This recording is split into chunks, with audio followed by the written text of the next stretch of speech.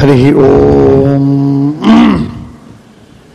ನಿಶುಸೀದಗಣಪತೆ ಗಣೇಶೋತ್ವಾಮಾಹುರ್ವಿಪ್ರತಮಂ ಕವೀನಾಂ ನರತೆ ತ್ವತ್ಕ್ರಿಯತೆ ಕಿಂಚನಾರೆ ಮಹಾಮರ್ಕಂ ಮಾಘವಂ ಚಿತ್ರಮರ್ಚ ತತ್ರ ತತ್ರ ಸ್ಥಿತೋ ವಿಷ್ಣುಃ ತತ್ತಚ್ಛಕ್ತಿಃ ಪ್ರಬೋಧಯನ್ ಏಕ ಏವ ಮಹಾಶಕ್ತಿಃ ಕುರುತೆ ಸರ್ವಮಂಜಸೋ. ನಾಸ್ತಿ ನಾರಾಯಣ ಸಮಂ ನ ಭೂತಂ ನ ಭವಿಷ್ಯತಿ ಏತೇನ ಸತ್ಯವಾಕ್ಯೇನ ಸರ್ವಾರ್ಥಾನ್ ಸಾಧಯಾಮ್ಯಹಂ. ವೇದೇ ರಾಮಾಯಣೇ ಚೈವ ಪುರಾಣೇ ಭಾರತೆ ತಥಾ ಆದಾವಂತೆ ಚ ಮಧ್ಯೆ ಚ ವಿಷ್ಣುಃ ಸರ್ವತ್ರ ಗೀಯತೆ. ಆಲೋಡ್ಯ ಸರ್ವಶಾಸ್ತ್ರಾಣಿ ವಿಚಾರ್ಯ ಚ ಪುನಃ ಪುನಃ ಇದಮೇಕಂ ಸುನಿಷ್ಪನ್ನಂ ಧ್ಯೇಯೋ ನಾರಾಯಣಃ ಸದಾ ಸ್ಮರ್ತವ್ಯಃ ಸತತಂ ವಿಷ್ಣುಃ ವಿಸ್ಮರ್ತವ್ಯೋ ನ ಜಾತುಚಿತ್. ಸರ್ವೇ ವಿಧಿ ನಿಷೇಧಾ ಸ್ಯುಃ ಏತಯೋರೇವ ಕಿಂಕರಾಃ. ನಮೋ ಭಗವತೆ ತಸ್ಮೈ ವ್ಯಾಸಾಯಾಮಿತ ತೇಜಸೆ ಯಸ್ಯ ಪ್ರಸಾದಾದ್ ವಕ್ಷ್ಯಾಮಿ ನಾರಾಯಣ ಕಥಾಮಿಮಾಂ.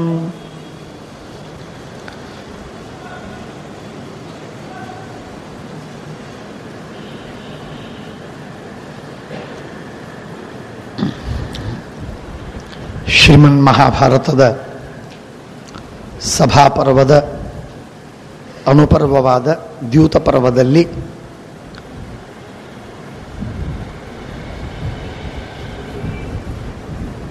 ಧರ್ಮರಾಜನ ರಾಜಸೂಯ ಯಾಗವನ್ನು ಕಂಡು ಮೆಚ್ಚಲಾಗದ ದುರ್ಯೋಧನ ಹೊಟ್ಟೆ ಕಿಚ್ಚಿನಿಂದ ಅವನ ಪ್ರತೀಕಾರ ಮಾಡಬೇಕು, ಅವನ ವಿರುದ್ಧವಾಗಿ ತಾನು ಮಾಡಬೇಕು ಎಂಬುದಾಗಿ ಆಲೋಚನೆ ಮಾಡ್ತಾ ಇದ್ದಾನೆ. ಆ ಹಂತದಲ್ಲಿ ಇರುವಾಗ ಅವನಿಗೆ ಸಾರಥ್ಯವನ್ನು ಮಾಡಿದವನು ಶಕುನಿ. ಮನುಷ್ಯ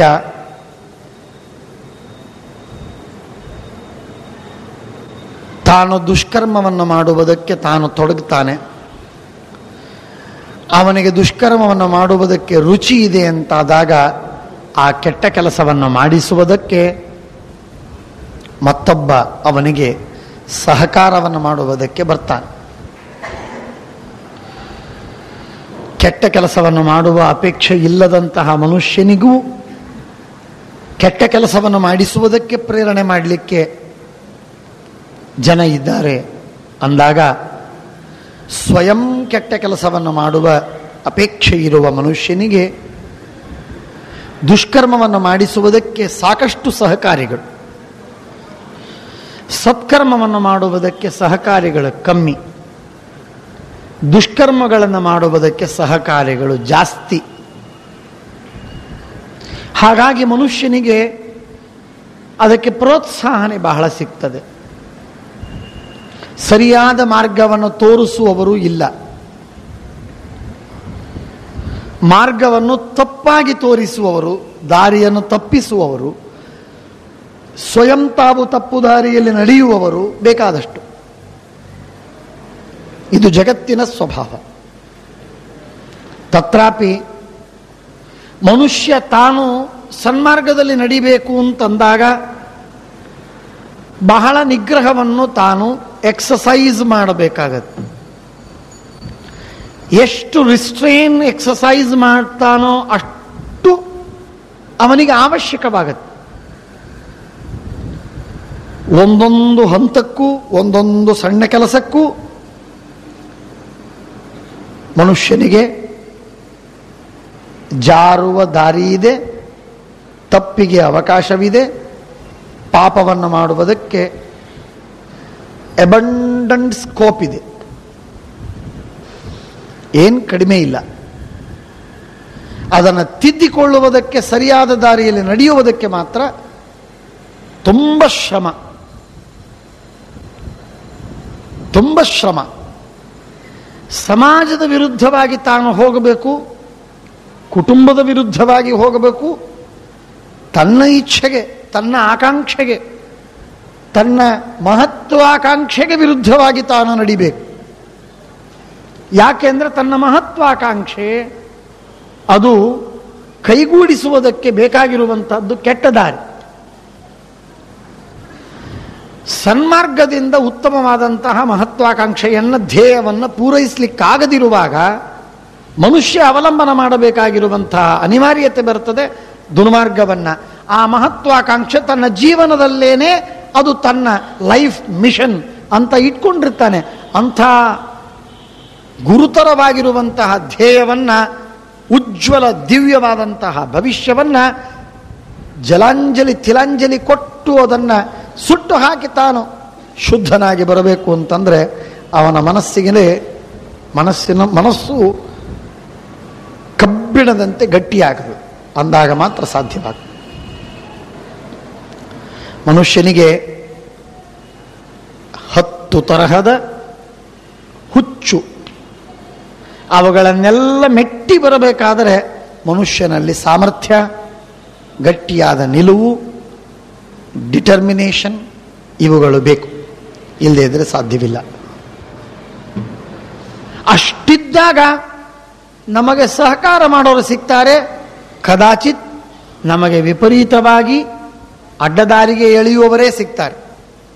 ಇದೆಲ್ಲ ಯಾಕೆ ಇಷ್ಟು ಶ್ರಮ ಪಡ್ತಿ, ಯಾಕಿಷ್ಟು ಆಯಾಸ, ಬಿಟ್ಟು ಬಿಡು, ಇದರಿಂದ ಏನಿಲ್ಲ ಲಾಭವಾಗತ್ತೆ ಅಂತ ನಮಗೆ ತಪ್ಪು ದಾರಿಗೆ ಎಳೆಯುವ ಜನರೇ ಹೆಚ್ಚು.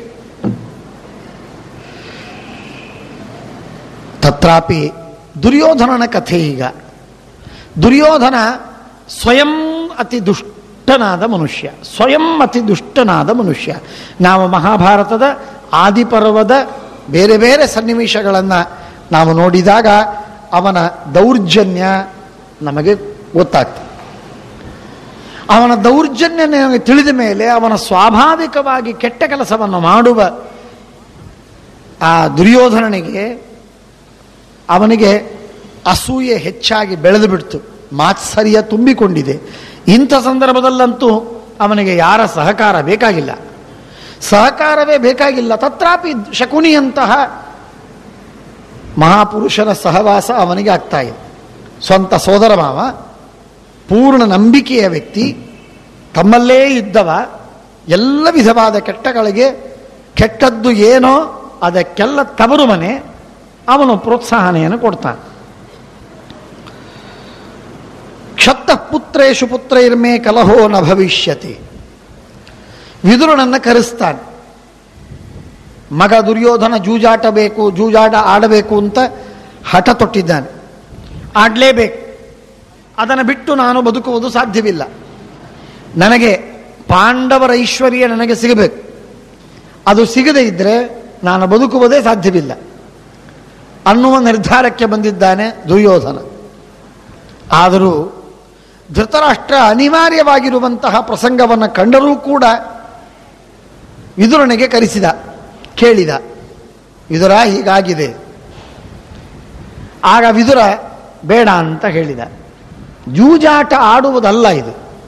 ತತ್ರಾಪಿ ಅಣ್ಣ ತಮ್ಮಂದಿರಲ್ಲಿ ಪಾಂಡವರ ಬಗ್ಗೆ ಮೊದಲೇ ಅವನಿಗೆ ದ್ವೇಷವಿದೆ, ಮಾತ್ಸರ್ಯವಿದೆ. ಅಷ್ಟೆಲ್ಲ ಮಾತ್ಸರ್ಯವನ್ನು ತುಂಬಿಕೊಂಡ ದ್ವೇಷವನ್ನು ಮಾಡುವ ದುರ್ಯೋಧನನಿಗೆ ಜೂಜಾಟ ಆಡೋದಕ್ಕೆ ಅವಕಾಶ ಕೊಡ್ತಾ ಇದೆಯಲ್ಲ ಅಣ್ಣ ರಾಜನ್, ಹೇಗಿದು? ಎಂಥ ಅನ್ಯಾಯದ ಮಾತು. ಸ್ವಯಂ ಜೂಜಾಟ ಕೆಟ್ಟದ್ದು, ತತ್ರಾಪಿ ದುರ್ಯೋಧನ ದ್ವೇಷ ಮಾಡ್ತಿದ್ದಾನೆ. ಪಾಂಡವರು ನ್ಯಾಯವಂತರು, ಅವರ ಐಶ್ವರ್ಯವನ್ನು ಕಂಡ ಸಹಿಸಲಾರದಂತಹ ಸ್ಥಿತಿಯಲ್ಲಿ ಅವನು. ಹೀಗಿರುವಾಗ ಅವನಿಗೆ ಜೂಜಾಟ ಇದು ಕಲಹವಾಗದೆ, ದ್ವೇಷವಾಗದೆ, ದೊಡ್ಡ ಕಾಳಗವಾಗದೆ ಸುಮ್ಮನೆ ಬಿಡುವುದಿಲ್ಲ.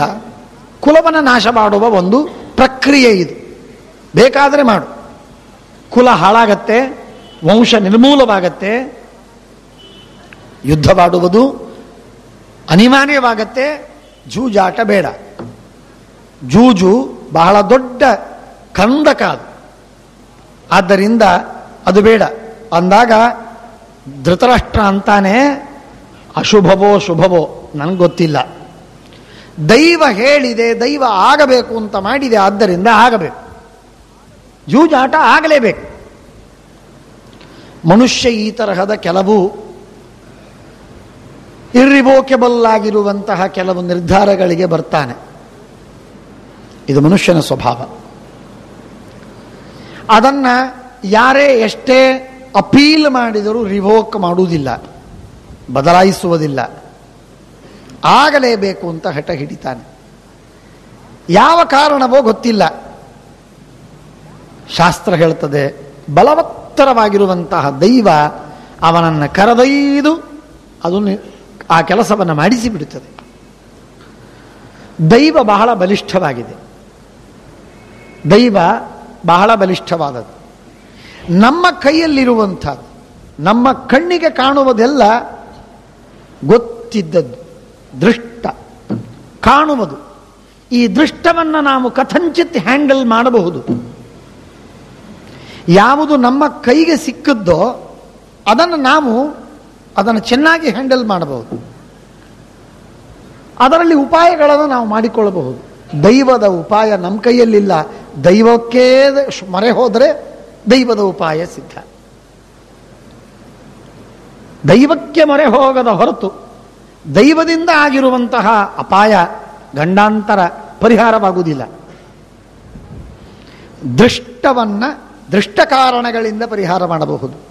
ಆದರೆ ಅದೃಷ್ಟದಿಂದಲೇ ಆಗಿರುವಂತಹ ಅಪಾಯವನ್ನು ಅದೃಷ್ಟದಿಂದಲೇ ಪರಿಹಾರ ಮಾಡತಕ್ಕದ್ದು.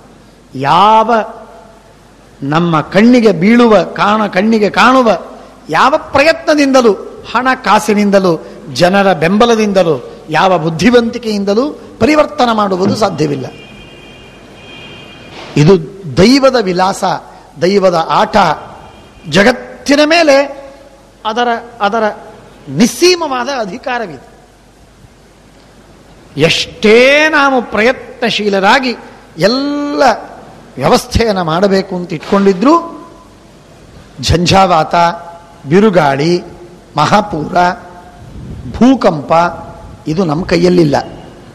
ಇವತ್ತಲ್ಲ, ಇನ್ನು ಸಹಸ್ರಮಾನಗಳವರೆಗೂ ಯಾವ ವಿಜ್ಞಾನದಿಂದ ಇದು ನಮ್ಮ ಕೈಯಲ್ಲಿ ಬರಲಿಕ್ಕೆ ಸಾಧ್ಯವಿಲ್ಲ. ಇದು ಅದೃಷ್ಟ. ಹೀಗೆ ಮನುಷ್ಯ ಅದೃಷ್ಟಕ್ಕೆ ಪೂರ್ಣವಾಗಿ ವಶನಾಗಿದ್ದಾನೆ. ಅವನ ಹುಟ್ಟು ಅದೃಷ್ಟದಿಂದ ನಿರ್ಧಾರಿತ. ಅವನಲ್ಲಿ ಅಂಗವಿಕಲತೆ ಅದೃಷ್ಟದಿಂದ ನಿರ್ಧಾರಿತ. ಅವನ ನ್ಯೂನತೆ ಅದೃಷ್ಟದಿಂದ ಪ್ರೇರಿತ. ಯಾವುದು ಅದೃಷ್ಟವನ್ನು ಬಿಟ್ಟಿಲ್ಲ, ಪುಣ್ಯವನ್ನು ಪಾಪವನ್ನು ಬಿಟ್ಟಿಲ್ಲ. ಪುಣ್ಯ ಪಾಪಗಳನ್ನು ಬಿಟ್ಟು ನಾವು ಹುಟ್ಟುವುದೂ ಇಲ್ಲ. ನಮ್ಮ ಕೈಯಲ್ಲಿ ಮಧ್ಯದ ಕೆಲವು ದಿನಗಳವರೆಗೆ ಮಾತ್ರ, ಕೆಲವು ಕೆಲಸಗಳು ಮಾತ್ರ ನಮ್ಮ ಕೈಯಲ್ಲಿದೆ ಅಂತ ತಿಳ್ಕೊತೇವೆ. ನಮ್ಮ ಕೈಯಲ್ಲಿದೆ ಅಂತ ಕೆಲವನ್ನು ಮಾತ್ರ ನಾವು ಬದಲಾಯಿಸಬಹುದು. ಹಾಗಾಗಿ ಅದೃಷ್ಟ ಇಡೀ ಜಗತ್ತಿನಲ್ಲಿ ತುಂಬಿ ಅದೃಷ್ಟ ಕೆಲಸ ಮಾಡ್ತಾ ಇದೆ. ನನಗೆ ಸ್ಕೋಪ್ ಕೊಟ್ಟದ್ದು 1-2 ಇಂಚಿನ ಒಂದು ಸರ್ಕ್ಯುಲರ್ ಅಟ್ಟೆ. ಅಷ್ಟನ್ನು ಬಿಟ್ಟರೆ ಹೊರಗೆಲ್ಲ ಅದೃಷ್ಟ, ಪುಣ್ಯ ಪಾಪ ಅದು ತನ್ನ ಕೆಲಸವನ್ನು ತಾನು ಮಾಡ್ತಾ ಇದೆ. ದೈವದ ಕೆಲಸ ಇಡೀ ಜಗತ್ತಿನಲ್ಲಿ ನನ್ನ ಕಣ್ಣಿಗೆ ತೋರುವ, ಅನುಭವಕ್ಕೆ ಬರುವ ಏನೊಂದು ಭ್ರಾಂತಿಯ ಸ್ವಾತಂತ್ರ್ಯವಿದೆ. ಇದು 1-2 ಇಂಚಿನ ಪರಿಧಿಯಲ್ಲಷ್ಟೇ ಇದೆ. ಒಂದು ಕರುವಿಗೆ, ಒಂದು ಹಸುವಿಗೆ ಹಗ್ಗವನ್ನು ಕಟ್ಟಿ ಒಂದು ಗೂಟಕ್ಕೆ ಕಟ್ಟಿರ್ತಾನೆ. ಎಲ್ಲೂ ಹೊರಗೆ ಹೋಗುವುದಕ್ಕೆ ಅದಕ್ಕೆ ಅವಕಾಶ ಇಲ್ಲ. ಎಲ್ಲೂ ಹೊರಗೆ ಹೋಗುವುದಕ್ಕೆ ಅವಕಾಶ ಇಲ್ಲ. ಆ ಹಗ್ಗ ಎಷ್ಟು ದೂರದವರೆಗೆ ಓಡಾಡೋದಕ್ಕೆ ಸಾಧ್ಯವಿದೆಯೋ ಅಷ್ಟರಲ್ಲಿ ಹತ್ತಿರ ಇರಬಹುದು, ದೂರ ಇರಬಹುದು. ಅಷ್ಟು ಮಾತ್ರ ಆ ಹಸುವಿಗೆ, ದನಕ್ಕೆ, ಪ್ರಾಣಿಗೆ, ಪಶುವಿಗೆ ಸ್ವಾತಂತ್ರ್ಯ. ಹಾಗಿದ್ದ ಹಾಗೆ ನಾನು ಬೇಕಾದರೆ ಗುಲಾಬಿ ಹೂ ತೆಗೆದುಕೊಳ್ಳಬಹುದು, ಇಲ್ಲವೇ ಸಂಪಿಗೆ ಹೂ ತೆಗೆದುಕೊಳ್ಳಬಹುದು. ಇವೆರಡರಲ್ಲಿ ನಾನು ಒಂದನ್ನು ಚೂಸ್ ಮಾಡುವ ಸ್ವಾತಂತ್ರ್ಯ ನನಗುಂಟೇ ಹೊರತು ಗುಲಾಬಿ ಹೂವಿಗೆ ಸಂಪಿಗೆಯ ವಾಸನೆ ಬರಲಿ ಅನ್ನುವ ಅಧಿಕಾರ ನನ್ನದಲ್ಲ. ಮರುಭೂಮಿಯಲ್ಲಿ ನಾನು ಇಂಥ ಒಂದು ಪದಾರ್ಥವನ್ನು ನಿರ್ಮಾಣ ಮಾಡ್ತೇನೆ ಅನ್ನುವುದು ನನ್ನ ಕೈಯಲ್ಲಿ ಆಗುವಂಥದ್ದಲ್ಲ. ನಾನು 2 ಅಂತಸ್ತಿನ ಮನೆಗಳನ್ನು ಕಟ್ಟಬಹುದು, 4 ಅಂತಸ್ತಿನ ಮನೆಯನ್ನು ಕಟ್ಟುವುದು ನನ್ನ ಕೈಯಲ್ಲಿದೆ. ಅದು ಇಟ್ಟಿಗೆ, ಸಿಮೆಂಟು, ಕಬ್ಬಿಣ ಇದ್ದಾಗ. ಇಟ್ಟಿಗೆ, ಸಿಮೆಂಟು, ಕಬ್ಬಿಣ ಇಲ್ಲದಿರುವಾಗ ನಾನು ನೀರಿನಿಂದಲೇ ಮನೆ ಕಟ್ತೇನೆ ಅನ್ನುವುದು ನನ್ನ ಕೈಯಲ್ಲಿದ್ದದ್ದಲ್ಲ. ಗಾಳಿಯಿಂದ ಮನೆ ಕಟ್ತೇನೆ, ಇದು ನನ್ನ ಕೈಯಲ್ಲಿದ್ದದ್ದಲ್ಲ. ಅದೆಲ್ಲ ನನ್ನ ಸ್ವಾತಂತ್ರ್ಯಕ್ಕೆ ಬಾಹಿರವಾದ ವಸ್ತುಗಳು. ನನ್ನ ಲಿಮಿಟೆಡ್ ಆದ ಸ್ಕೋಪು, ಅದನ್ನು ನಾನು ಬಳಸುವುದಕ್ಕೆ ಮಾತ್ರ ನಾನು ಪ್ರಯತ್ನ ಮಾಡಬಹುದೇ ಹೊರತು ಅದನ್ನು ಮೀರಿ 1 ಸೆಂಟಿಮೀಟರ್ ಮಿಲಿಮೀಟರ್ ಹೊರಗೆ ಹೋಗುವ ಸಾಧ್ಯತೆ ನಮಗಿಲ್ಲ, ಯಾರಿಗೂ ಇಲ್ಲ. ಹಾಗಾಗಿ ನಮ್ಮ ದೈವದ ಒಂದು ವರ್ತುಲ ಹಾಕಿಕೊಟ್ಟು ಬಿಟ್ಟಿರ್ತದೆ. ಪ್ರತಿಯೊಬ್ಬ ಜೀವನಿಗೆ ಒಂದು ದೈವದ ಒಂದು ವರ್ತುಲವಿದೆ. ಆ ದೈವದ ವರ್ತುಲದಲ್ಲಿ ಅವನು ಎಷ್ಟಾದರೂ ಹಾರಾಡಬಹುದು. ಅದು ಅವನ ಮಾನವನ ಪ್ರಯತ್ನ ಎಂಬುದಾಗಿ ಅದನ್ನು ನಾವು ಮೆಚ್ಚಿಕೊಳ್ಳುತ್ತೇವೆ. ಅದು ಮಾನವನ ಪ್ರಯತ್ನ ಎಂಬುದಾಗಿ ನಾವು ಮೆಚ್ಚಿಕೊಳ್ತೇವೆ. ಸರ್ ಎಂ ವಿಶ್ವೇಶ್ವರಯ್ಯನವರು ಇಂಥ ಅದ್ಭುತವಾದ ಕಾರ್ಯವನ್ನು ಮಾಡಿದರು. ಸರಿ, ಸಂತೋಷ. ಇದು ಅವರಿಗೆ ಕೊಟ್ಟ ಲಿಮಿಟೇಷನ್ ಏನಿದೆಯಲ್ಲ, ಆ ವರ್ತುಲವೇನಿದೆಯಲ್ಲ, ದೈವಲಿಖಿತವಾದ ವರ್ತುಲದಲ್ಲಿ ಅದು ಒಳಗೆ ಅವನು ಆ ಜೀವ, ಆ ಜಂತು ತಾನು ಓಡಾಡಬೇಕು. ಅದನ್ನು ಬಿಟ್ಟು ಮಿಕ್ಕಿ ಹೊರಗೆ ಬಂದು ನಾನು ಓಡಾಡ್ತೇನೆ ಅನ್ನುವುದು ಅದಕ್ಕೆ ಸಾಧ್ಯವಿಲ್ಲ, ಆ ಜಂತುವಿಗೆ ಸಾಧ್ಯವಿಲ್ಲ. ಹಾಗಾಗಿ ಜಂತು, ಜೀವ ತಾನು ದೈವಲಿಖಿತ ವರ್ತುವಿಲ್ಲದ ಮಧ್ಯದಲ್ಲಿ ಸಿಕ್ಕು ಬಿದ್ದ ಒಂದು ಹುಳ. ಅಷ್ಟರಲ್ಲಿ ತಾನು ಕೆಲಸ ಮಾಡಬೇಕು ಹೊರತು ಅದನ್ನು ಮೀರುವಂತಿಲ್ಲ ಅನ್ನುವ ಮಾತನ್ನು ನಾವೆಂದೂ ಮರೆಯುವಂತಿಲ್ಲ. ದೈವಕ್ಕೆ ಮೊರೆ ಹೋದಾಗ ಮಾತ್ರ ದೈವ ತಾನು ಕರುಣಿಸಿ ಏನನ್ನಾದರೂ ಬದಲಾವಣೆ ಮಾಡಬಹುದು. ಈ ಭಾಗ ಇದು ದೈವದ ವಿಷಯ. ಇದಕ್ಕೆ ಮಾನವ ಪ್ರಯತ್ನ ಇದಕ್ಕೆ ಸಾಧ್ಯವಿಲ್ಲ. ಹಾಗಾಗಿ ಪ್ರಯತ್ನದ ಅವಕಾಶ ಎಲ್ಲಿ, ದೈವದ ಆಟ ಎಲ್ಲಿ, ದೈವದ ಅಧಿಕಾರ ಎಲ್ಲಿ ಅನ್ನುವುದನ್ನು ನಾವು ತಿಳ್ಕೋಬೇಕು. ದೈವದ ಸ್ವತ್ತು ಅನಂತವಾಗಿದೆ, ಮಾನವನ ಪ್ರಯತ್ನದ ಸೀಮೆ ಅತ್ಯಂತ ಸೀಮಿತವಾಗಿದೆ. ಇವೆರಡನ್ನೂ ಅರ್ಥ ಮಾಡಿಕೊಳ್ಳದೆ ನಾವು ಬದುಕಿದರೆ ಏನು ಪ್ರಯೋಜನವಿಲ್ಲ. ಪ್ರಯತ್ನವನ್ನು ಬಿಡುವುದಕ್ಕೂ ನಾನು ಹೇಳ್ತಾ ಇಲ್ಲ, ಆದರೆ ದೈವವನ್ನು ನಿಂದೆ ಮಾಡುವುದು ಸಾಧ್ಯವಿಲ್ಲ. ಎರಡನ್ನೂ ಹೊಂದಿಸಿಕೊಂಡು ಬದುಕಿದವನೇ ಸಾರ್ಥಕವಾಗಿ ಬದುಕುವುದು ಸಾಧ್ಯ. ಹೇಳ್ತಾನೆ, ಅಶುಭಂ ವಾ ಶುಭಂ ವಾಪಿ ಹಿತಂ ವಾ ಯದಿ ವಾ ಅಹಿತಂ ಪ್ರವರ್ತತಂ ಸುಹೃದ್ಯೂತಂ ದಿಷ್ಟಮೇ ತನ್ನ ಸಂಶಯ. ಇದು ನಮ್ಮ ದೈವ. ಇದು ನಿಜವೇ. ದೈವವನ್ನು ಪರಿವರ್ತನೆ ಮಾಡುವುದು ಸಾಧ್ಯವಿಲ್ಲ, ಇದು ನಿಜ. ಆದರೆ ದೈವ ಏನು ಮಾಡುತ್ತೋ, ಏನು ಆಗಿದೆಯೋ ಅದು ದೈವ, ಏನು ಬರಬೇಕಾಗಿದೆ ಅದು ದೈವ ಅಂತ ನಿನಗೆ ಗೊತ್ತಿಲ್ಲ. ಬಹಳ ಮಹತ್ವದ ಮಾತು. ಭವಿಷ್ಯದಲ್ಲಿ ಇದು ಹೀಗಾಗಬೇಕು, ಇದು ನನ್ನ ದೈವ ಎಂಬುದಾಗಿ ನಾವು ನಿರ್ಧಾರಕ್ಕೆ ಬರುವುದು ಸಾಧ್ಯವಿಲ್ಲ, ತಪ್ಪದು. ಆಗಿ ಹೋದದ್ದು ಇದು ನನ್ನ ದೈವ ಎಂಬುದಾಗಿ ಅದನ್ನು ತಿಳಿಲಿಕ್ಕೆ ತಪ್ಪಿಲ್ಲ. ಆದದ್ದು ದೈವ, ಆದರೆ ಮುಂದೆ ಬರುವುದು ಏನು, ದೈವದಲ್ಲಿ ಏನು ಗುಟ್ಟಿದೆ ಇದು ನಮಗೆ ಗೊತ್ತಿಲ್ಲ.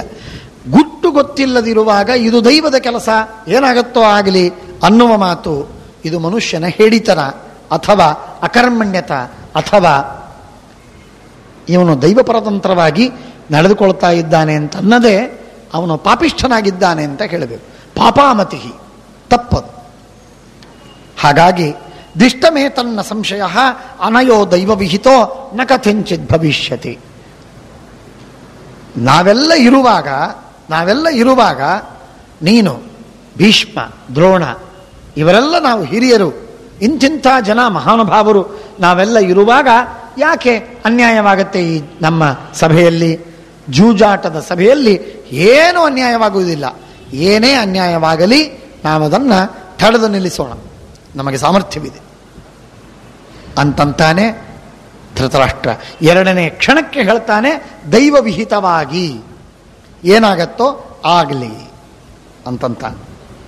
ನವಾಚ್ಯೋ ವ್ಯವಸಾಯೋ ಮೇ ವಿದುರೈತದ್ ಬ್ರವೀಮಿತೆ. ಈಗಿಂದೀಗ ಹೊರಡು, ರಥದಲ್ಲಿ ಕೂತ್ಕೋ, ಹೊರಡು, ಹೇಳು ಧರ್ಮರಾಜನಿಗೆ ಬರೋದಕ್ಕೆ ಹೇಳು, ಜೂಜಾಟಕ್ಕೆ ಬರಬೇಕು ಅಂತ ಅವನಿಗೆ ತಿಳಿಸು, ಬರಲಿ. ಅವನು ನನ್ನ ಮನಸ್ಸಿನಲ್ಲಿ ಏನಿದೆ ಅನ್ನುವುದನ್ನು ಹೇಳಲಿಕ್ಕೆ ಹೋಗಬೇಡ. ಇದೆಲ್ಲ ಯಾವುದು ಗುಟ್ಟನ್ನು ಬಯಲು ಮಾಡುವ ಅಗತ್ಯವಿಲ್ಲ. ಅವನು ಬರಲಿ, ಜೂಜಾಟಕ್ಕೆ ಕರಿ ಅಷ್ಟೇ. ನವಾಚ್ಯೋ ವ್ಯವಸಾಯೋ ಮೇ ವಿದುರೈತದ್ ಬ್ರವೀಮಿತೆ ದೈವಮೇವ ಪರಮ್ಮೇ ಮನ್ಯೆ ಏನೈತದ್ ಉಪಪದ್ಯತೆ. ಇದೆಲ್ಲ ಆಗುವುದು ದೈವದಿಂದ ಆಗತ್ತೆ, ಆದ್ದರಿಂದ ನೀನದನ್ನು ಮಾಡುವಂತೆ ಮಾಡು ಅಂತ ವಿದುರನಿಗೆ ಧೃತರಾಷ್ಟ್ರ ಹೇಳಿದರೆ, ಆಗ ವಿದುರಸ್ಯ ಮತಿಂ ಜ್ಞಾತ್ವಾ ಧೃತರಾಷ್ಟ್ರಂಬಿಕಾಸುತಃ ದುರ್ಯೋಧನಂ ಇದಂ ವಾಕ್ಯಂ ಉವಾಚ ವಿಜನೆ ಪುನಃ. ವಿದುರ ಒಂದೇ ಮಾತು ಹೇಳಿದ, ಜೂಜಾಟ ಇದು ಸರಿಯಲ್ಲ.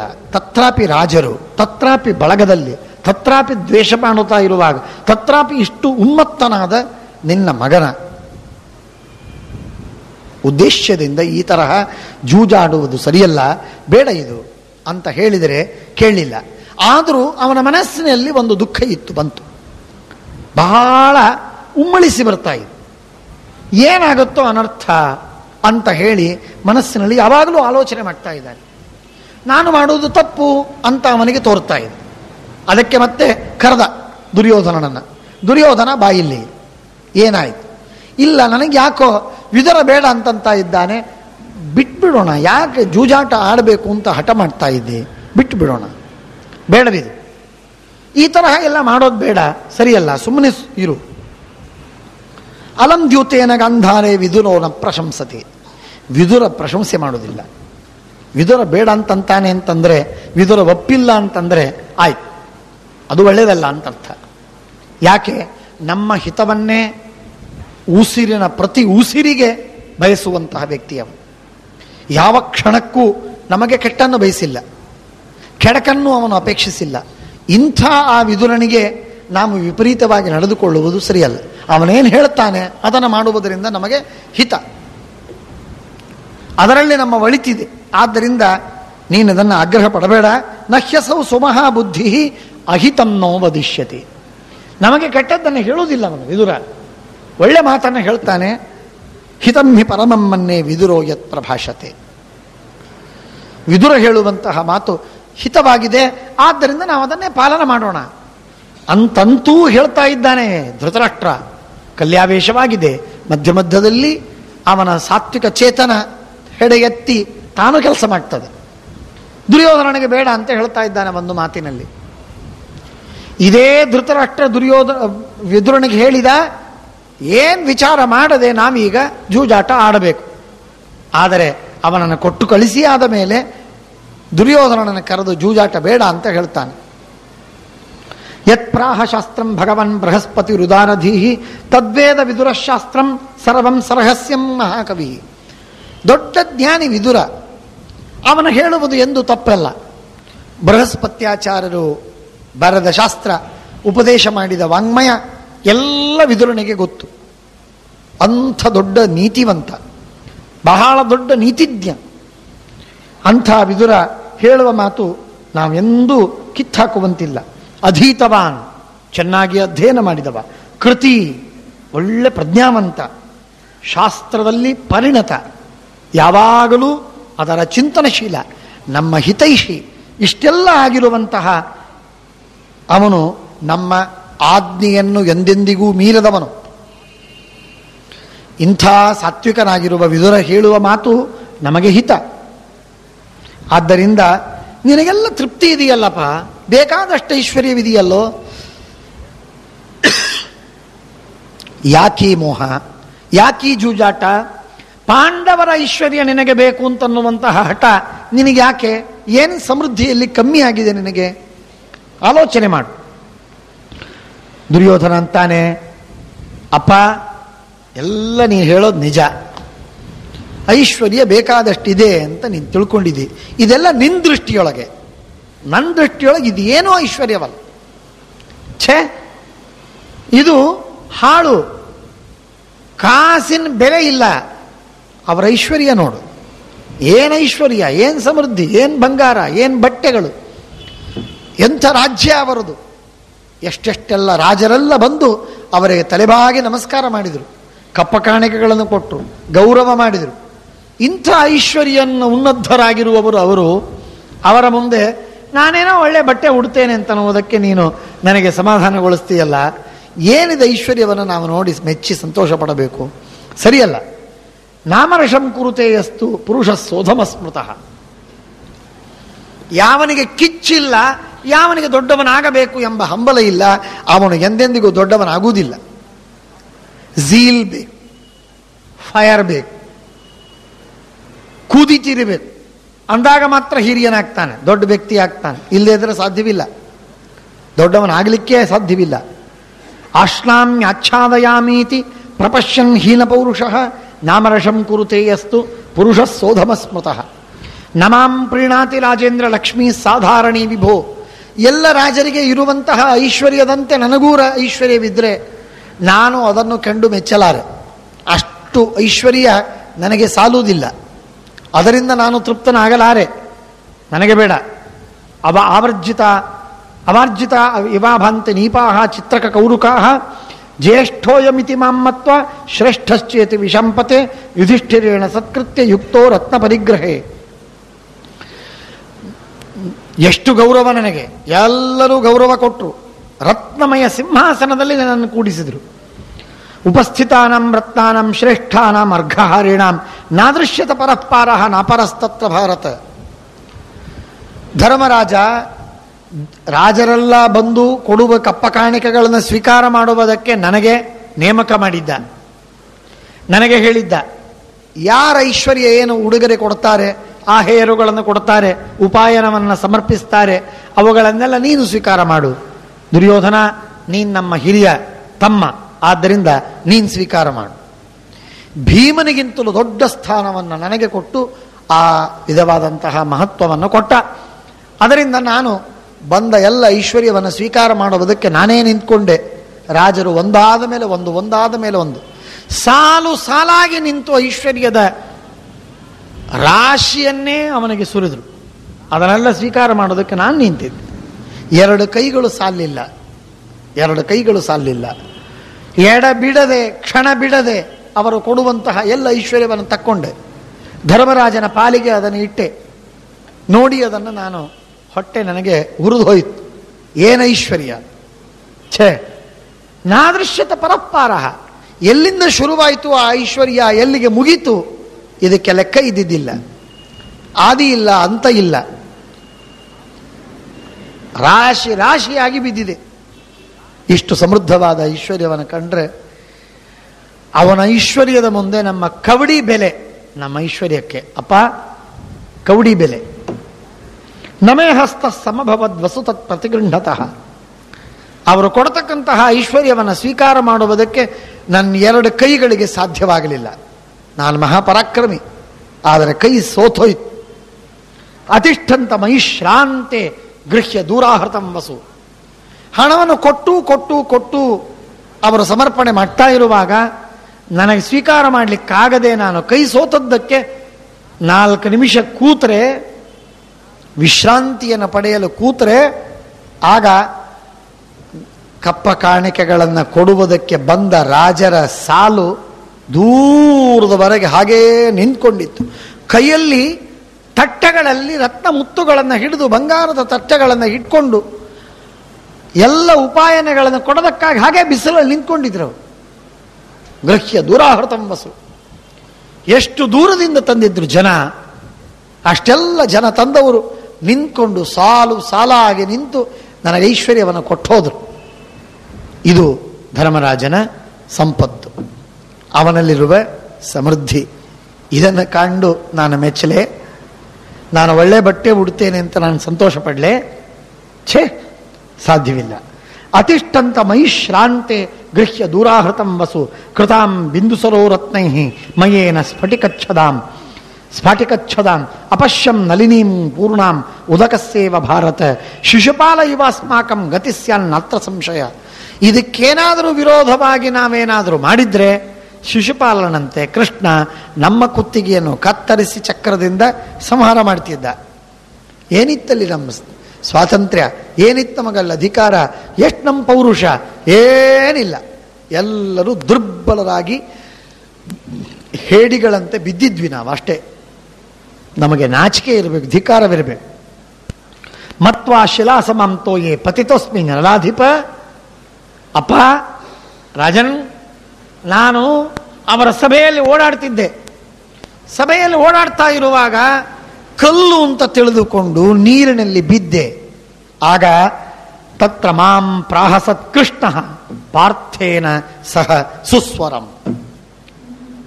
ಗಟ್ಟಿಯಾಗಿ ನಕ್ಕ ಭೀಮ, ಅರ್ಜುನ ಇವರೆಲ್ಲರೂ ನಕ್ಕರು. ಅವರ ಜೊತೆಗೆ ಕೃಷ್ಣನೂ ನಕ್ಕ ನನ್ನನ್ನು ನೋಡಿ. ಇದು ನನಗಾಗಿರುವ ಅವಮಾನ. ಈ ಅವಮಾನಕ್ಕೆ ಪ್ರತೀಕಾರವನ್ನು ಮಾಡುವುದು ಅತ್ಯಂತ ಅನಿವಾರ್ಯ. ನಾನು ಮಾಡಲೇಬೇಕು, ಯಾವ ಕಾಲಕ್ಕೂ ಮಾಡಬೇಕು. ಇದು ಒಂದು ಸಣ್ಣ ಒಂದು ಮಹತ್ವದ ಒಂದು ಘಟ್ಟ. ಒಬ್ಬರು ಪ್ರಶ್ನೆ ಕೇಳಿದ್ದಾರೆ, ಅದರ ವಿವರವನ್ನೂ ಮಾಡುವ ಸಂದರ್ಭ ಒದಗಿದೆ. ಇಲ್ಲಿ 2 ಮಾತುಗಳು ಮೇಲೆ ಹೇಳ್ತಾರೆ. ಹಿಂದೆ ಬಂತು, 2-3 ವಾರಗಳ ಹಿಂದೆ ಪ್ರವಚನ ಹೇಳುವಾಗ ಒಂದು ಮಾತು ಬಂತು. ಕೃಷ್ಣ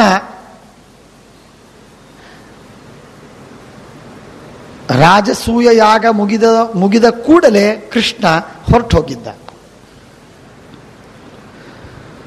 ಯಾಕೆ ಹೋದ ಅನ್ನುವ ಒಂದು ಪ್ರಶ್ನೆ. ಅದಕ್ಕೆ ತಾತ್ಪರ್ಯ ನಿರ್ಣಯದಲ್ಲಿ ಹೇಳಿದ್ದಾರೆ. ಇಲ್ಲಿ ಸಂಕ್ಷೇಪದಲ್ಲಿ ಬರ್ತದೆ. ಅದೇನು ಪ್ರಸಂಗ ಅಂದರೆ, ಸಾಲ್ವ ಎಂಬಂತಹ ಒಬ್ಬ ರಾಜ, ಸಾಲ್ವ ಎಂಬಂತಹ ರಾಜ ಅವನು ದ್ವಾರಕಾಪಟ್ಟಣದಲ್ಲಿ ಕೃಷ್ಣ ಇಲ್ಲ ಅಂತನ್ನುವುದನ್ನು ನಿಶ್ಚಯಿಸಿಕೊಂಡು ಇವರೆಲ್ಲ ರಾಜಸೂಯ ಯಾಗಕ್ಕೆ ಹೋಗಿದ್ದಾರೆ ಅಂತ ಗೊತ್ತಾದದ್ದಕ್ಕೆ ಅವನು ದ್ವಾರಕಾಪಟ್ಟಣದ ಮೇಲೆ ದಾಳಿ ಮಾಡಿ ಯುದ್ಧ ಮಾಡುವುದಕ್ಕೆ ಬಂದ. ಯುದ್ಧ ಮಾಡುವುದಕ್ಕೆ ಬಂದದ್ದನ್ನು ಕಂಡು ಸುದ್ದಿಯನ್ನು ಹೇಳಿ ಕಳಿಸಿದರು ಕೃಷ್ಣನಿಗೆ. ಆಗ ಕೃಷ್ಣ ಮೊದಲು ಪ್ರದ್ಯುಮ್ನಾದಿಗಳನ್ನು ಕೊಟ್ಟು ಕಳಿಸಿದ. ಆದರೆ ಆ ಪ್ರದ್ಯುಮ್ನಾದಿಗಳಿಗೆ ನೀಗದಿರುವಾಗ ಕೃಷ್ಣ ತಾನೇ ಹೋದ ಮುಂದೆ. ತಾನೇ ಹೋದ ಎಂಬಂತಹ ಮಾತನ್ನ, ಕಥೆಯನ್ನು ನಾವು ಕೇಳ್ತೇವೆ ಮೊದಲು. ಅದಾದ ಮೇಲೆ ದುರ್ಯೋಧನ ಬಂದ. ದುರ್ಯೋಧನ ಸಭೆಯನ್ನೆಲ್ಲ ನೋಡ್ತಾ ಇದ್ದ. ನೋಡ್ತಾ ಇರುವ ಸಂದರ್ಭದಲ್ಲಿ ನೀರಿನಲ್ಲಿ ಬಿದ್ದಾಗ ಕೃಷ್ಣ ನಕ್ಕ. ಮೊದಲಿಗೆ ಹೇಳ್ತಾರೆ ಕೃಷ್ಣ ಹೋಗಿದ್ದ, ಆಮೇಲೆ ಹೇಳ್ತಾರೆ ಕೃಷ್ಣ ನಕ್ಕ. ಹಾಗಾದರೆ ಕೃಷ್ಣ ಇದ್ನೋ ಹೋಗಿದ್ನೋ? ಹೋದದ್ದು ನಿಜವೇ, ಇದ್ದದ್ದು ನಿಜವೇ ಅನ್ನುವ ಪ್ರಶ್ನೆ. ಇದು ಗೊಂದಲದ ಮಾತು. ಯಾಕೆ ಗೊಂದಲದ ಮಾತು? ಇದ್ರಾದ್ರೂ ಇದ್ದ, ಹೋಗಿದ್ದ ಅಂತ ಹೇಳಬಹುದು. ಏನೋ ಮಾಡಿದ್ದ, ಯಾಕೆ ಇಷ್ಟು ತಲೆ ಕೆಡಿಸ್ಕೋಬೇಕು ಅನ್ನುವ ಉತ್ತರ ನಮಗೆಲ್ಲ. ಆದರೆ ಶ್ರೀಮದಾಚಾರ್ಯರು, ಆನಂದ ತೀರ್ಥರು ಅವರು ಹೀಗೆ ಆಲೋಚನೆ ಮಾಡುವುದಿಲ್ಲ. ಅವರಂತಾರೆ ಇದೊಂದು ಇತಿಹಾಸ ಗ್ರಂಥ, ಇದೊಂದು ಶಾಸ್ತ್ರ ಗ್ರಂಥ, ಇದೊಂದು ದೊಡ್ಡ ಉದ್ದಾಮವಾಗಿರುವಂತಹ ಉದ್ದಂಡವಾಗಿರ ಒಂದು ಗ್ರಂಥ ಇದು. ಇಂಥ ಗ್ರಂಥದಲ್ಲಿ ಈ ತರಹದ ನ್ಯೂನತೆ, ಅಪರಿಪೂರ್ಣತೆ ಅಥವಾ ದೋಷ ಬರುವುದು ಸಾಧ್ಯವಿಲ್ಲ. ಹಾಗಾದರೆ ಇದಕ್ಕೊಂದು ವ್ಯವಸ್ಥೆ ಆಗಬೇಕು. ಶ್ರೀಮದಾಚಾರ್ಯರು ಈ ದೃಷ್ಟಿಯಲ್ಲಿ ಬೇರೆ ಬೇರೆ ಶಾಸ್ತ್ರಗಳಲ್ಲಿ ಇರುವ ಮಾತುಗಳನ್ನೆಲ್ಲ ಒಂದು ಕಡೆಗೆ ಸಂಕಲನ ಮಾಡಿ ಹೇಳ್ತಾರೆ. ಅದನ್ನು ಹೇಳುವುದಕ್ಕೆ ಇವತ್ತು ಹೊತ್ತಿಲ್ಲ, ಹೇಳುವುದಿಲ್ಲ. ಇನ್ನೊಂದು ಸಂದರ್ಭದಲ್ಲಿ ಪ್ರತ್ಯೇಕವಾಗಿ ನಾನು ಅದನ್ನು ಹೇಳ್ತೇನೆ. ಬಹಳ ಸುದೀರ್ಘವಾಗಿ ಚರ್ಚೆ ಮಾಡಿದ್ದಾರೆ ಶ್ರೀಮದಾಚಾರ್ಯ. ಆಚಾರ್ಯರಂತಾರೆ, ಮಹಾಭಾರತ ಇದೆಲ್ಲ ಇದ್ದದ್ದಕ್ಕೆ ಇನ್ನಷ್ಟು ಹೆಚ್ಚು ಕಠಿಣವಾಗಿದೆ. ಇದು ದೊಡ್ಡ ಗ್ರಂಥಗಳ, ದೊಡ್ಡ ಶಾಸ್ತ್ರಗಳ ಬರೆಯುವ ಕ್ರಮ ಇದು. ಅಲ್ಲೇನು ಅಂದರೆ 7 ಕ್ರಮಗಳನ್ನು ಹೇಳ್ತಾರೆ. ಸಂಕ್ಷೇಪದಲ್ಲಿ ಹೇಳ್ತೇನೆ ಮೊದಲು, ಆಮೇಲೆ ಇನ್ನೊಮ್ಮೆ ವೇಳೆ ಸಿಕ್ಕಾಗ ನಿಧಾನವಾಗಿ ಹೇಳ್ತೇನೆ. ಮೊದಲನೇದ್ದು ವ್ಯತ್ಯಾಸ ಅಂತಂತಾರೆ. ವ್ಯತ್ಯಾಸಗಳೆಂದರೆ ಅದೊಂದು ವಿಚಿತ್ರ. ಕಾಲದಲ್ಲಿ ವ್ಯತ್ಯಾಸವಾಗ್ತದೆ. ಕಾಲದಲ್ಲಿ ವ್ಯತ್ಯಾಸ. ಕೃಷ್ಣ ದ್ವಾರಕಾಪಟ್ಟಣಕ್ಕೆ ಹೋದ ಕಥೆ ಮೊದಲಿಗೆ ಹೇಳಿದರು. ಇಲ್ಲಿ ಇದ್ದು ನಕ್ಕ ಕಥೆ ಅನಂತರದಲ್ಲಿ ಬಂತು. ಇದು ಕಾಲದಲ್ಲಿ ಹಿಂದು ಮುಂದು ಮಾಡಿ ಹೇಳುವಂಥದ್ದು ಒಂದು. ಇದಕ್ಕೆಲ್ಲ ಕಾರಣ ಇದೆ. ಅದನ್ನು ಸೂಕ್ಷ್ಮವಾಗಿ ನಿಧಾನವಾಗಿ ತಿಳ್ಕೋಬೇಕು. ಅದನ್ನು ಪ್ರತ್ಯೇಕವಾಗಿ ನಾನು ಹೇಳ್ತೀನಿ. ಇದು ಕಾಲ ವ್ಯತ್ಯಾಸ ಬುದ್ಧಿಪೂರ್ವಕವಾಗಿ ಮಾಡಿ ಹೇಳಿದ ಒಂದು ಕಥೆಯ ಒಂದು ನಿರ್ಮಾಣ ವಿನ್ಯಾಸ ಕ್ರಮ. ಇದು ಒಂದು. ಇದಕ್ಕೆ ವ್ಯತ್ಯಾಸ ಅಂತ. ಇನ್ನೊಂದು ವ್ಯತ್ಯಾಸ ಅಂದ್ರೆ ಏನು? ಭೀಮ ಎಂದು ಕರೆಯಬೇಕಾದ ಸಂದರ್ಭದಲ್ಲಿ ಸಹದೇವ ಎಂದು ಕರೆಯುವುದು. ಇದು ಪುಂ ವ್ಯತ್ಯಾಸ, ಪುರುಷ ವ್ಯತ್ಯಾಸ. ಒಬ್ಬ ಪುರುಷನ ಹೆಸರನ್ನು ಹೇಳುವ ಸಂದರ್ಭದಲ್ಲಿ ಇನ್ನೊಬ್ಬ ಪುರುಷನ ಹೆಸರನ್ನು ಹೇಳುವುದು, ಇದು ಪುರುಷ ವ್ಯತ್ಯಾಸ. ಇದು ಶಾಸ್ತ್ರ ಗ್ರಂಥಗಳಲ್ಲಿ ತುಂಬ ಬಾರಿ ಬರ್ತದೆ. ಅನೇಕ ಬಾರಿ ಈ ತರಹದ ಪುರುಷ ವ್ಯತ್ಯಾಸಗಳು ಆಗತ್ತೆ. ಕುಂಭಕರ್ಣನನ್ನು ಯಾರು ಕೊಂದರು ಅಂತ ಕೇಳಿದರೆ ಲಕ್ಷ್ಮಣ ಅಂತ ಅನೇಕ ಪುರಾಣಗಳಲ್ಲಿ ಬರ್ತದೆ. ವಾಸ್ತವವೋ ಅಲ್ಲ. ಹಾಗಾದರೆ ಯಾರು ಕೊಂದರು? ರಾಮ. ರಾಮ ಅಂತನ್ನುವುದನ್ನು ಬಿಟ್ಟು ಲಕ್ಷ್ಮಣ ಅಂತ ಯಾಕಂದ್ರು ಅನ್ನುವುದಕ್ಕೆ ಕಾರಣ ವಿಮರ್ಶೆ ಮಾಡುವುದಕ್ಕೆ ಬಹಳ ದೀರ್ಘವಿದೆ. ಅಲ್ಲಿ ಹೇಳ್ತಾರೆ ಲಕ್ಷ್ಮಣ ಅಲ್ಲ, ಲಕ್ಷ್ಮಣ ಕೊಂದದ್ದು ಅಂತ ಹೇಳಿ ಮೇಲೆ ನೋಡುವುದಕ್ಕೆ ಹೇಳಿದರೆ ವಸ್ತುಸ್ಥಿತಿಯಲ್ಲಿ ಕುಂಭಕರ್ಣನನ್ನು ಕೊಂದದ್ದು ರಾಮ. ಇದು ವಾಲ್ಮೀಕಿ ರಾಮಾಯಣದಿಂದ ಸಿದ್ಧ, ಎಲ್ಲ ಪುರಾಣಗಳಲ್ಲಿ ಸಿದ್ಧ. ಆದರೆ ಅನೇಕ ಪುರಾಣಗಳಲ್ಲಿ ಲಕ್ಷ್ಮಣ ಕೊಂದ ಅಂತ ಹೇಳ್ತಾರೆ. ಇದು ಪುಂ ವ್ಯತ್ಯಾಸ, ಸಮಾಶ್ರಯ. ಹೀಗೆ ಕಾಲವ್ಯತ್ಯಾಸ, ಪುರುಷ ವ್ಯತ್ಯಾಸ, ದೇಶ ವ್ಯತ್ಯಾಸ, ಕರ್ಮ ವ್ಯತ್ಯಾಸ, ಇವರು ಮಾಡಿದ್ದು ಅವರು, ಅವರು ಮಾಡಿದ್ದು ಇವರು ಅಂತ ತಪ್ಪು ಗಂಟಾಗಿ ಹೇಳುವುದು. ಇವನು ಮಾಡಿದ ಕೆಲಸ ಅವನು ಮಾಡಿದ ಅಂತ ಅನ್ನೋದು, ಅವನು ಮಾಡಿದ ಕೆಲಸವನ್ನು ಇವನು ಮಾಡಿದ ಅಂತ ಹೇಳುವುದು. ಇದು ಮತ್ತೊಂದು ತರಹದ ವ್ಯತ್ಯಾಸ. ಹೀಗೆ ಕಾಲ, ದೇಶ, ಪುರುಷ, ಕ್ರಿಯಾ ಇತ್ಯಾದಿಗಳ ವ್ಯತ್ಯಾಸವನ್ನು ಮಾಡ್ತಾ ಹೇಳುವಂತಹದ್ದು ಒಂದು. ಇನ್ನೊಂದು ಪ್ರಾತಿಲೋಮ್ಯ, ಕಥೆ ಹೇಳುವಾಗ ತಿರುವುಮುರುವಾಗಿ ಕಥೆ ಹೇಳುವುದು. ತಿರುವುಮುರುವಾಗಿ, ಪೂರ್ಣ ಉಲ್ಟ, ವಿಪರೀತವಾಗಿ ಹೇಳುವುದು. ಉದಾಹರಣೆಗೆ, ಮೊದಲು ಸ್ನಾನ ಮಾಡಿದ, ಆಮೇಲೆ ಪೂಜೆ ಮಾಡಿದ, ಆಮೇಲೆ ಊಟ ಮಾಡಿದ, ಆಮೇಲೆ ಊರಿಗೆ ಹೋದ, ಇಷ್ಟು ಹೇಳಬೇಕಾಗಿದೆ. ಅವನು ಊರಿಗೆ ಹೋದ, ಅದಕ್ಕಿಂತಲೂ ಮೊದಲು ಸ್ನಾನ ಮಾಡಿದ್ದ, ಊಟ ಮಾಡಿದ್ದ, ಸ್ನಾನ ಮಾಡಿದ್ದ, ಪೂಜೆ ಮಾಡಿದ್ದ ಅಂತ ಹೇಳ್ತೇವೆ. ಇದೇನು ವ್ಯತ್ಯಾಸವಿದೆಯೋ ಇದು ತಿಳಿಯೋದಕ್ಕೆ ನಾನು ಹೇಳ್ತಾ ಇದ್ದೀನಿ. ಈ ತರಹದ ಪ್ರಾತಿಲೋಮ್ಯ, ಪ್ರತಿಲೋಮವಾಗಿ, ವಿಪರೀತವಾಗಿ, ವಿರುದ್ಧವಾದ ಕ್ರಮದಲ್ಲಿ ಹೇಳುವುದು ಇದು ಪ್ರಾತಿಲೋಮ್ಯ.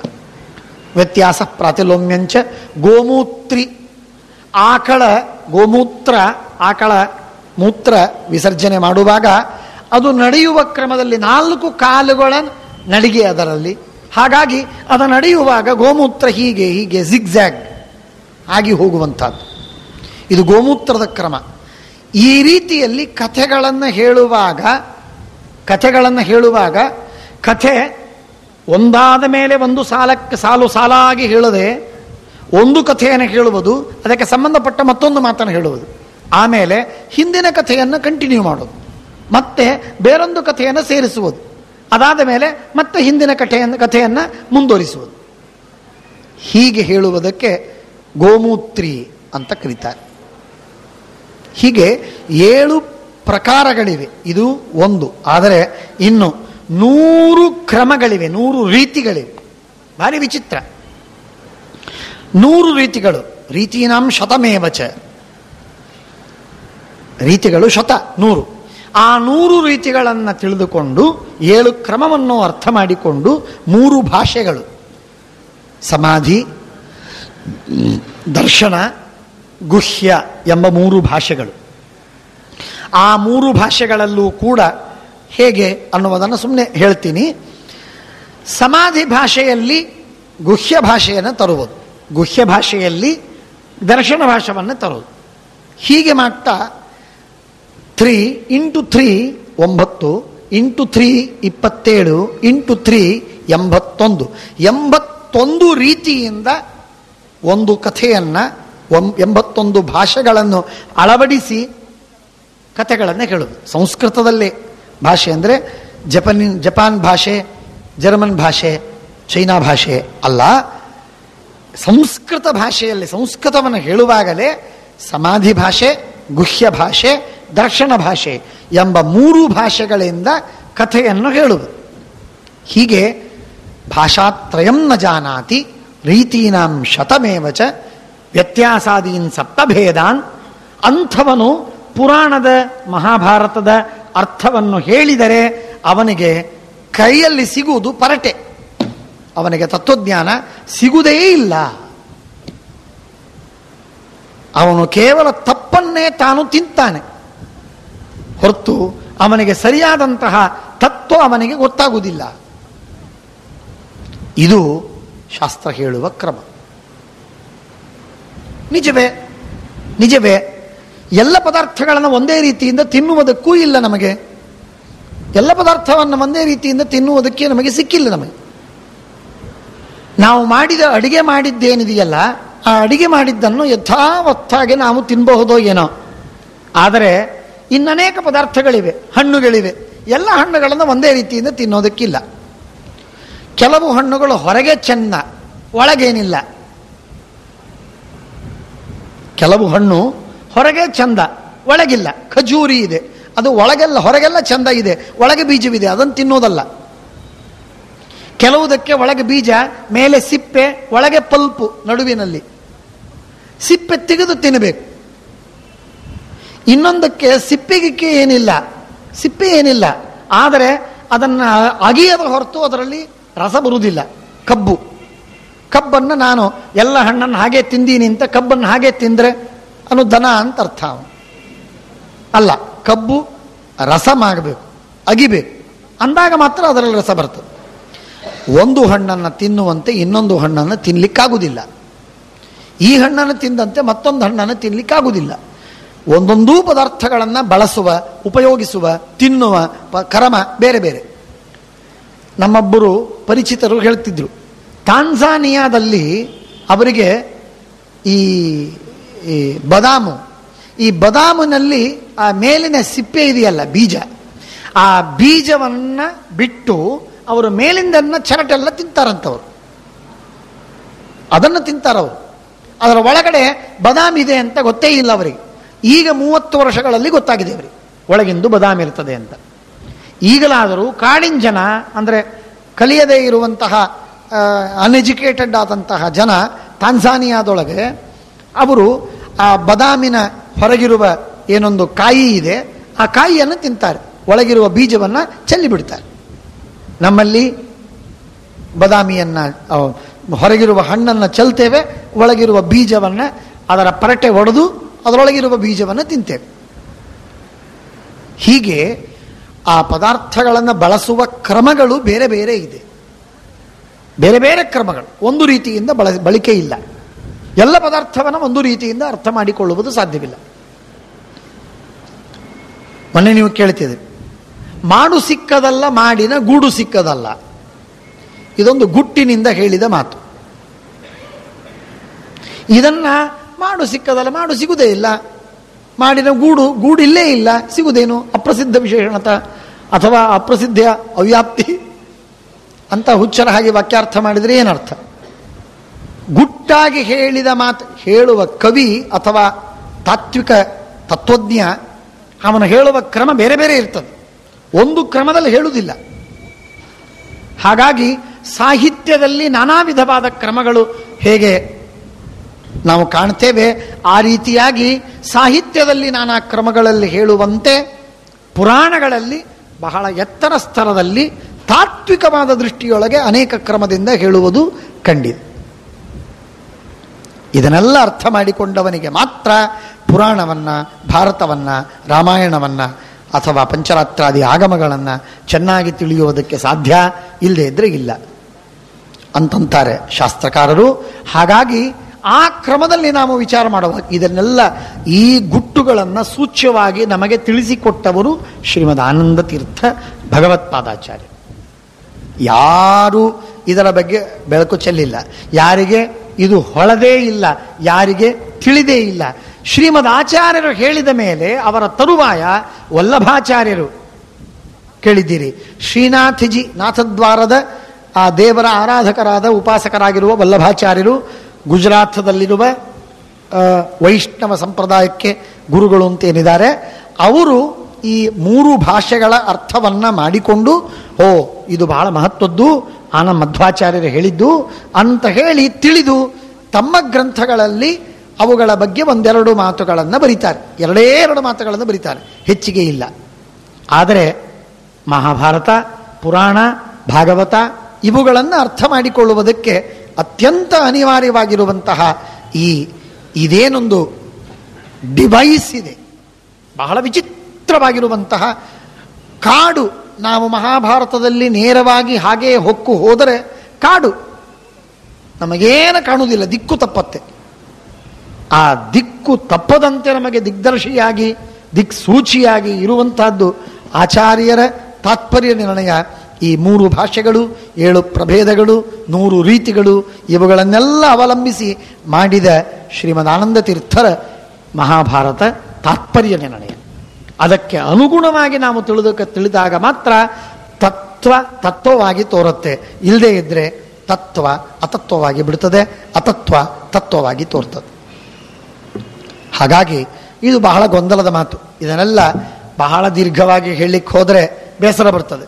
ಸಭಾಪರ್ವವನ್ನು ಕೇಳ್ತಾ ಇರುವಾಗ ಜೂಜಾಟ ಕೇಳಬೇಕು ಅಂತ ಕೂತಾಗ ಈ ಎಲ್ಲ ಮಾತುಗಳನ್ನು ಕೇಳ್ತಾ ಇದ್ದಾಗ ಬೇಸರ ಬರ್ತದೆ. ಆದರೆ ಹೇಳುವುದಕ್ಕೆ ಕಾರಣ ಇಷ್ಟೇ, ಕೃಷ್ಣ ಇದ್ದ.